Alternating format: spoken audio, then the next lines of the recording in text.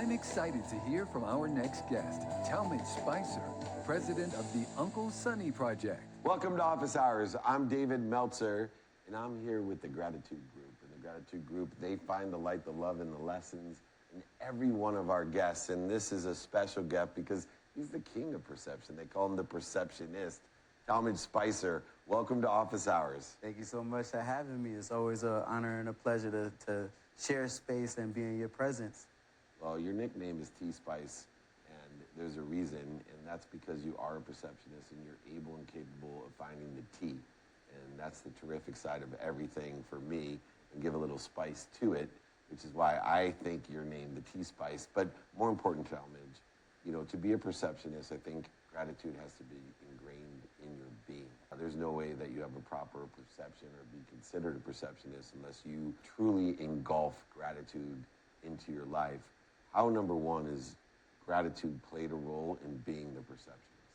Gratitude has completely changed my life. When I came across the power of being grateful and to shift the perception from all of the things that are going wrong, all of the uphill battles, all of the things that we need to improve on, to the things that I have, the smallest things. When I didn't feel like I had anything, I had a roof over my head. When I didn't feel like I had anything, I had the opportunity to walk. I had operating limbs. I had loving family and friends, and all of these things play a major role into pushing myself forward and realizing what resources that I actually had to elevate my situation, to change my reality. I think that it's powerful because without practicing gratitude, it's easy to overlook those things and miss the opportunities that are in the resources with the things that you have. You get to use what you have to get what you want via gratitude.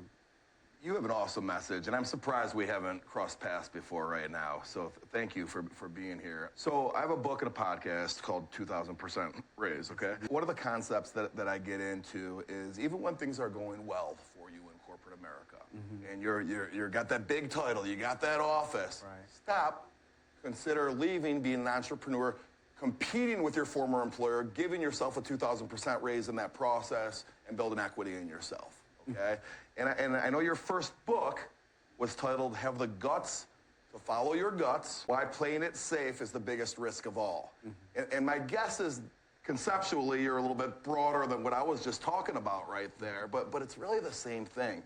Could you get into that a little bit for us? Absolutely. So the title of my book is something that is applicable to building that relationship with yourself, so that you have the type of confidence that it takes to move out of your comfort zone. I know a lot of people, we have checked off all the boxes. We have that grand salary. We have all of the benefits that we can ask for in a job, the title and all of the things, right?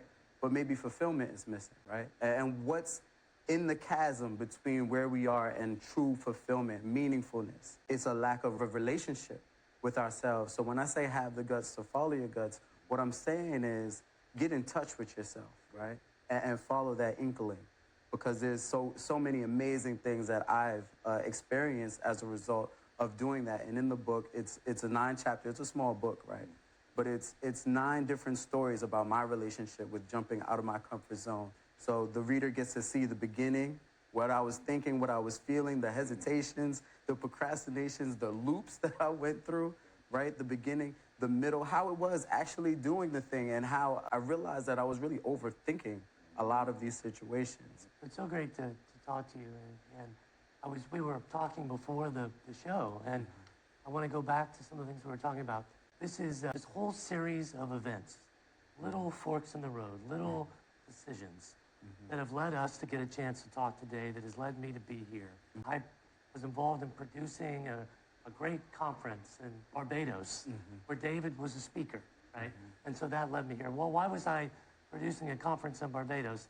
Because 10 years before that, right here in Las Vegas where we are taping this, I had the opportunity to speak at a conference and recognize an opportunity and become a part of the leadership of that conference and grow this huge conference business. And to talk about how or can you be ready to see those opportunities when they happen, be open to them, and to take each step that leads to the next. I think that it starts with what I was saying before, that relationship with yourself, right? To have the type of confidence, to trust and believe that the unknown isn't just this scary field of imminent death, right? We say that we're afraid of the unknown, but I think what we're really afraid of is what we project into it, right? Sometimes we come from a place, if we're not practicing gratitude, we come from a place where we feel like I can't risk anything. I can't afford to lose anything that I have because I already don't have enough, right? But when you start to realize how fortunate you are, you're more likely to say, hey, I can give back in certain ways. Let me show up. Let me have a little wiggle room, right? I'm more fortunate than some other people in some other ways. And maybe that gives you, that, like I said, that confidence, that space to express yourself, to show up.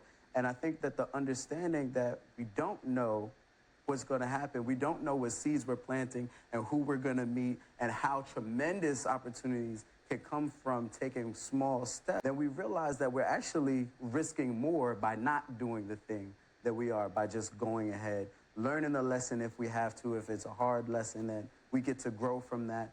But there's so much more to gain than we have to lose, and we would realize that if we would just focus inward. So one of the things that I truly believe is that our default mode as human beings is to be abundant, is to be healthy, fulfilled, is to have great relationships.